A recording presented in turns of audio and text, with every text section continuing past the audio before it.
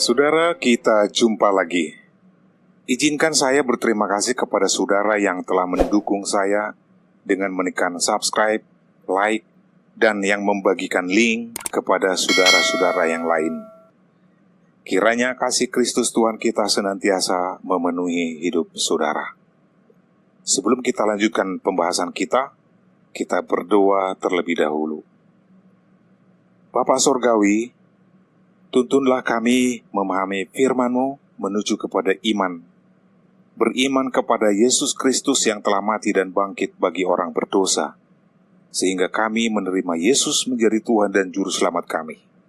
Karena kami telah diperdamaikan oleh darah Yesus yang telah membasuh dosa-dosa kami. Demi nama Yesus Kristus kami berdoa. Amin. Dalam episode yang lalu, kita sudah jelaskan bahwa tidak ada usaha apapun yang dapat dilakukan oleh manusia berdosa untuk masuk dalam kerajaan surga selain oleh kemurahan Allah saja. Tidak dengan kebaikan atau amal yang kita perbuat, karena semua kebaikan kita sudah tercemar oleh dosa-dosa kita. Pada pembahasan kita yang lalu, masih ada pertanyaan yang belum terjawab. Mengapa Allah menciptakan manusia bila hanya untuk masuk neraka? Di balik pertanyaan seperti ini, ada anggapan bahwa Allah seolah-olah tidak memiliki belas kasihan. Padahal semua orang mengaku bahwa Allah adalah Maha Pengasih dan Maha Penyayang. Saudara, ada satu hal yang sering diabaikan banyak orang, bahwa Allah bukan saja Maha Pengasih dan Maha Penyayang, tapi juga harus kita akui bahwa Allah juga Maha Adil. Adil artinya bila orang bersalah harus dihukum. Tapi di satu sisi Allah Maha Pengasih tidak mau menghukum. Namun dalam waktu yang bersamaan Dia harus menghukum karena keadilannya. Bila Allah tidak menghukum, berarti Allah tidak adil. Tetapi bila Dia menghukum, maka Dia tidak mengasihi. Nah, bagaimana kasih dan keadilan Allah bisa bersatu? Inilah yang dilakukan Allah dalam kematian Yesus di kayu salib. Kasih-Nya berjalan, manusia lepas dari hukuman.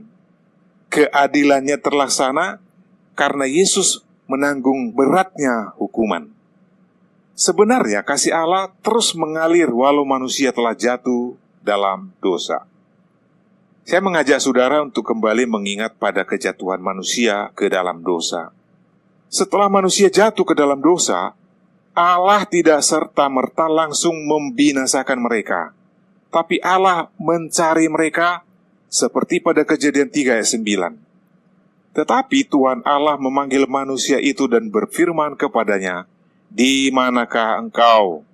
Kata manusia dalam ayat ini, dalam bahasa asli Alkitab Perjanjian Lama Ibrani, adalah Adam. Kepadanya, nya di sini bentuk tunggal atau singular. Berarti Tuhan Allah bertanya pada Adam. Bila demikian, mengapa Tuhan Allah bertanya pada Adam, padahal mula dosa adalah dari perempuan? Allah bertanya pada Adam karena Adam mewakili semua manusia yang sudah berdosa. Kita pun sebagai kepala rumah tangga harus bertanggung jawab atas kesalahan keluarga kita. Saudara, mengenai Kejadian 3 ayat 9, orang kafir, orang yang anti kekristenan beranggapan bahwa Allahnya orang Kristen bukan Allah yang Maha Tahu. Buktinya, Allah mencari Adam. Saudara, mengenai Kejadian 3 ayat 9, orang kafir, orang yang anti kekristenan beranggapan bahwa Allahnya orang Kristen bukan Allah yang Maha Tahu. Buktinya, Allah mencari Adam.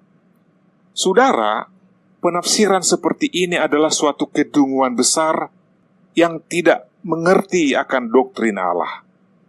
Yang benar adalah ketika Allah mencari Adam, bukan berarti bahwa Allah tidak tahu Adam bersembunyi di mana. Tapi Allah di dalam kemahatauannya sedang mencari manusia berdosa.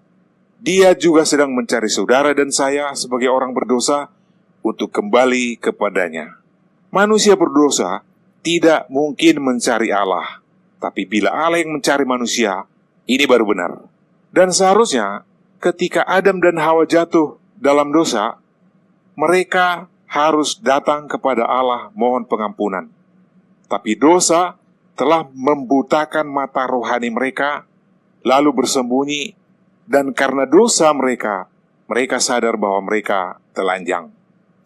Kemudian mereka menyemat daun ara untuk dijadikan sebagai pakaian mereka, untuk menutupi ketelanjangan mereka. Ini adalah gambaran usaha manusia untuk mencari Allah dengan beragama. Dari kerinduan untuk mencari Allah lah, maka muncul berbagai-bagai agama. Dan ternyata agama apapun tidak menyelamatkan manusia dari kematian kekal. Hanya Yesuslah jalan keselamatan, dan Dia sendirilah juru selamat. Untuk menutupi keperdosaan Adam dan Hawa perlu ada korban pencurahan darah. Lalu Allah menyembelih seekor binatang dan mengambil kulitnya dan menjadikannya pakaian menggantikan daun ara buatan manusia. Dan lihat dalam Kejadian 3 ayat 21. Dan Tuhan Allah membuat pakaian dari kulit binatang untuk manusia dan istrinya itu, lalu mengenakannya kepada mereka. Lihat betapa Allah mengasihi mereka dengan mengenakan pakaian pada Adam dan Hawa. Mengenakan, saudara, tidak dicampakkan. Nah, pakai. Tidak seperti itu, saudara. Tetapi Allah mengenakan kepada mereka. Di sini, apakah saudara melihat bahwa usaha manusia dengan menyemat daun ara untuk menutupi keperdosaan adalah usaha yang sia-sia? Tapi cara Allah adalah dengan mengorbankan binatang dan mencurahkan darahnya supaya kulitnya dipakai untuk pakaian manusia. Pakaian di sini adalah merupakan lambang kekudusan, di mana ada darah yang tercurah untuk membasuh dosa-dosa sehingga kita menjadi kudus oleh pengorbanan darah. Ini adalah gambaran di mana setelah tiba waktunya ada darah yang tercurah di Golgota yang menjadi korban yang sempurna menggantikan darah binatang, yaitu darah anak domba Allah. Dalam Galatia 4 ayat 4, maka setelah genap waktunya, maka Allah mengutus anaknya, yang lahir dari seorang perawan dan takluk kepada hukum Taurat. Diutus kemana? Ke dunia, untuk mati menyerahkan nyawanya demi memenuhi keadilan Allah dan sekaligus menyatakan kasih Allah bagi semua orang-orang yang percaya supaya beroleh hidup yang kekal. Yohanes 3 ayat 16. Karena begitu besar kasih Allah akan dunia ini, sehingga Ia telah mengaruniakan anaknya yang tunggal, supaya setiap orang yang percaya tidak binasa, melainkan beroleh hidup yang kekal. Allah merelakan anaknya digantung di kayu salib.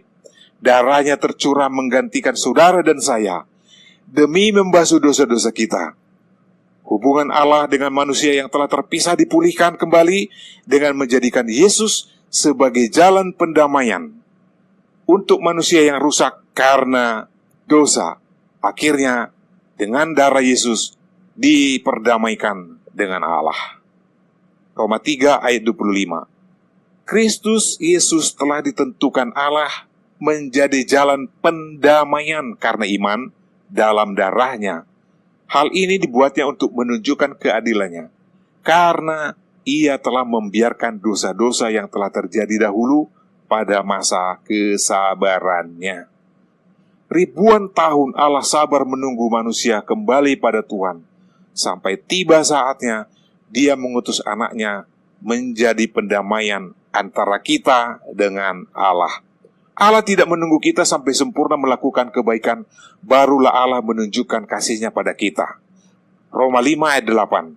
Akan tetapi Allah menunjukkan kasih-Nya kepada kita oleh karena Kristus telah mati untuk kita ketika kita masih berdosa. Bila pada masa perjanjian lama, umat Tuhan harus mempersembahkan darah domba tiap hari yang sama sekali tidak dapat menghapus dosa, tapi oleh darah Yesus cukup sekali untuk selama-lamanya. Saudara yang dikasihi oleh Tuhan, Tuhan Yesus telah berkorban untuk kita. Ia menerima hukuman murka Allah menggantikan kita. Demi menyelamatkan orang berdosa, Yesus rela menanggung dosa kita dengan memakukannya di salib, sehingga saudara dan saya selamat. Jadi, manusia berdosa hanya dapat selamat hanya oleh kemurahan Allah. Ingat Efesus 2 ayat 8-9. Sebab karena kasih karunia kamu diselamatkan oleh iman, itu bukan hasil usahamu, tetapi pemberian Allah. Itu bukan hasil pekerjaanmu, jangan ada yang memegahkan diri. Bila demikian, untuk apa kita berbuat baik? Berbuat baik itu penting. Tapi berbuat baik bukan supaya masuk surga, tapi karena kita telah menerima hidup kekal, maka kita berbuat baik sebagai rasa syukur kita kepada Tuhan Yesus yang telah menanggung dosa kita. Dan Yesus telah mengalahkan kematian, maka kita hidup selama-lamanya. Kalaupun tubuh jasmani kita mati, tapi setelah hari kebangkitan, maka tubuh kemuliaan dan roh kita akan selamanya bersama Tuhan Allah di sorga. Nah sekarang, saya mau tantang saudara. Maukah engkau percaya dan menerima Tuhan Yesus menjadi Tuhan dan Juru Selamatmu? Maukah saudara? Sebab jika engkau mengaku dengan mulutmu bahwa Yesus adalah Tuhan dan percaya dalam hatimu, maka engkau akan selamat, dan Allah akan mengangkat engkau menjadi anak-anak-Nya. Maukah saudara? Bila saudara bersedia, berdoalah seperti ini. Mari ikut berdoa bersama saya dengan bersuara. Tuhan Yesus, aku sadar aku adalah orang berdosa yang tidak layak masuk surga. Ampunilah dosa-dosaku. Hari ini aku menerima Yesus Kristus, pemilik hidup kekal.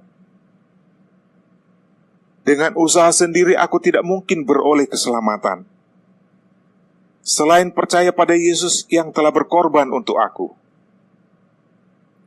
Masuklah dalam hatiku sebagai Tuhan yang berkuasa atas hidupku. Aku mau bertobat dan meninggalkan hidup yang lama.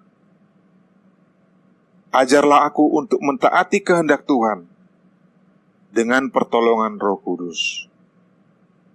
Amin. Saudara, sebagai jaminan Allah akan keselamatan yang telah saudara terima, Yohanes 10 ayat 28, firman Tuhan berkata, "Dan aku memberikan hidup kekal kepada mereka, dan mereka pasti tidak akan binasa sampai selama-lamanya, dan seorang pun tidak akan merebut mereka dari tanganku." Yohanes 1 ayat 12. Tetapi semua orang yang menerimanya diberinya kuasa menjadi anak-anak Allah, yaitu mereka yang percaya dalam namanya. Nya di sini adalah Yesus.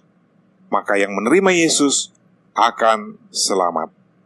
Dengan demikian, saudara menjadi umat kepunyaan Allah, umat tebusan Yesus Kristus. Kiranya kasih Kristus menyertai saudara bertumbuh sampai pada kesudahan zaman. Amin. Sampai jumpa.